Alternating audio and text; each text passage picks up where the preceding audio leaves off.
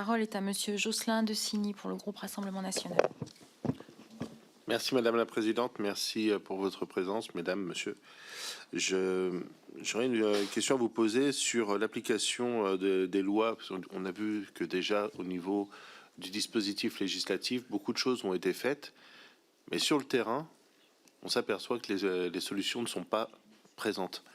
Les femmes qui sont violentes, qui sont victimes de violences conjugales, aujourd'hui, la loi dit que normalement c'est l'homme qui doit être éloigné. Vous avez dit, Madame, à juste titre, qu'il y avait énormément de femmes dans des hébergements d'urgence qui étaient accueillies avec leurs enfants, parce que justement l'application de cette loi, j'en parlais encore avec les services préfectoraux de mon département de l'Aisne, qui est un département rural, et la semaine dernière, et effectivement, c'est ce qu'il me disait, selon les tribunaux, parfois, c'est effectivement bien mis en place, et les hommes violents sont mis enfin, sont sortis du foyer, mais majoritairement, sur le territoire, ce n'est pas appliqué. Donc, est-ce qu'il faut encore mettre en place des nouvelles mesures législatives? Vous parliez aussi, monsieur, tout à l'heure de la pension alimentaire. Je rappelle que dans la niche du MoDem de l'an dernier, nous avons voté pour une défiscalisation de la pension alimentaire.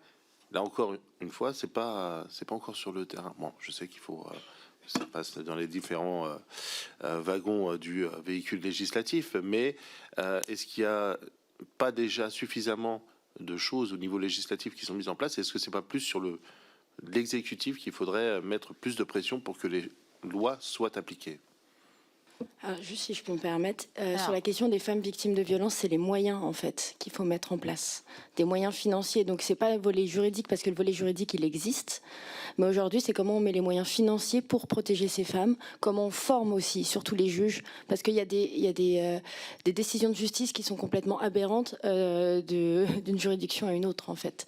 La question aujourd'hui c'est de reconnaître les droits des femmes victimes de violences et de leur apporter protection.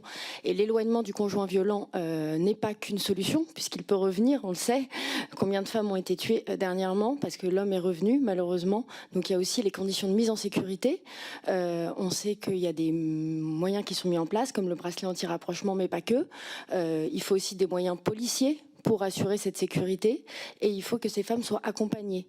Parfois, il faut peut-être, surtout, je sais qu'il y a beaucoup d'associations qui travaillent à l'éloignement géographique. On met d'un département à un autre. En Ile-de-France, c'est beaucoup fait. Donc c'est une vraie problématique. Et à l'heure où on sait qu'il y a 7 millions d'euros qui vont être baissés du budget alloué au ministère aux droits des femmes, ça pose grandement question. Parce que justement, comme le disent de nombreuses associations spécialisées, il faudrait plus d'1 milliard, voire 2, pour lutter contre les violences faites aux femmes.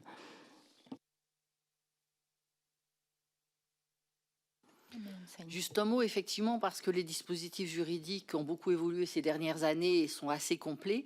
Et donc la question, c'est la question de l'application. Donc c'est les moyens, c'est aussi le temps de la formation des professionnels, ça prend du temps.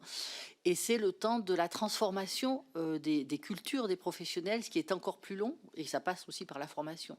Donc effectivement, mais je pense que tout le monde le sait ici, il ne suffit pas de faire une loi pour changer une société. Merci. La parole est maintenant à Madame Sarah Legrain pour le groupe